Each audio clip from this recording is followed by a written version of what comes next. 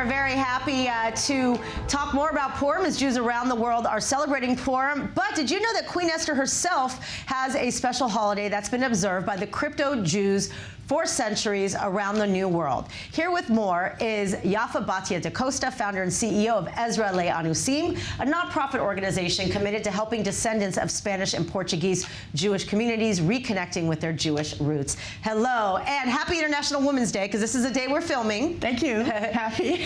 So let's talk about Queen Esther. She really is considered, you know, obviously not just a hero to all, but specifically within the B'nai Onesim, the crypto Jewish community. Why is she considered the first, at least female, crypto Jew? Exactly. Well, she inspired the crypto Jews because she was hidden. Her name also means hidden, as you know. So she, in the palace, was not known to be Jewish because Mordecai told her not to reveal her identity. And that's what, by the way, the Rambam told the Jews in Morocco when they were under forced conversions by the Almohad Muslims, okay? He said, say what you have to say and go home and be a good Jew, meaning in secret, until you can leave the country or find yourself in a better situation where you can, again, be openly Jewish. Now, he wrote that letter to the Jews in Fez of Morocco 200 years before the forced conversions in Spain. Wow, so interesting. Now, we're also seeing the way around the world. I know we have visuals here. I know the folks in the studio could show some of the visuals. I mean, around the world, not just Spain, you know, the countries, obviously, that the Jews got expelled from, but also throughout Latin America, Mexico, Brazil. Explain that this was they considered her a saint, but it was really a fast that was observed and kept together by women at a different time of year, correct? Well, at a different time of year because they had no Hebrew calendar anymore. They were secretly Jewish within Catholic structure, okay? So they had no Hebrew calendar, so they chose the full moon of February each year to observe the fast of Esther, because that's the only thing they could do in private and in secret in the home.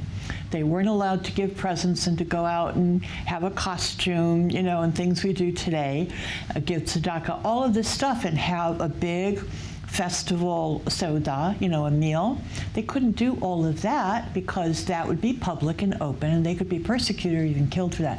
As a matter of fact, according to the Inquisition, if people observed a special fast, okay, like because of Queen Esther, that in and of itself was enough to get them killed by the Inquisition. Wow. So now all of these hundreds of years later, I mean, she's considered Saint Esther.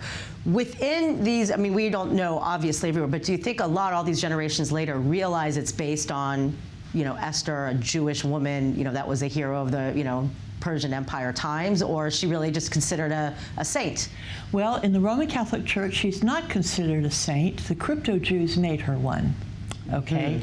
In the Eastern Orthodox Church, she is a saint, Saint Esther, and they observe a feast for Saint Esther, okay, the day before Christmas.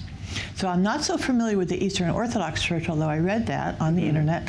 But in the Roman Catholic Church, they didn't canonize her. The crypto Jews did. And this whole thing about observing a fast in remembrance of Queen Esther and the salvation that occurred for the Jews in that day, which inspired them, okay, they observed the fast secretly, privately. They handed down the custom and tradition, especially in Latin America, especially in Mexico, and even in the American Southwest. The state of New Mexico is where they observed the fast. So let's also talk about, you know, the importance of, you know, the women, because, you know, we know from the times we've had you on before, you know, the women are the ones that kind of kept the traditions. I guess it started even in Spain and Portugal. The men had to go out in public wearing, you know, living Catholic lives. The women were able to kind of keep the traditions at home. So why is this also such a, you know, even more relevant hundreds of years later, that this is something that women have kept together?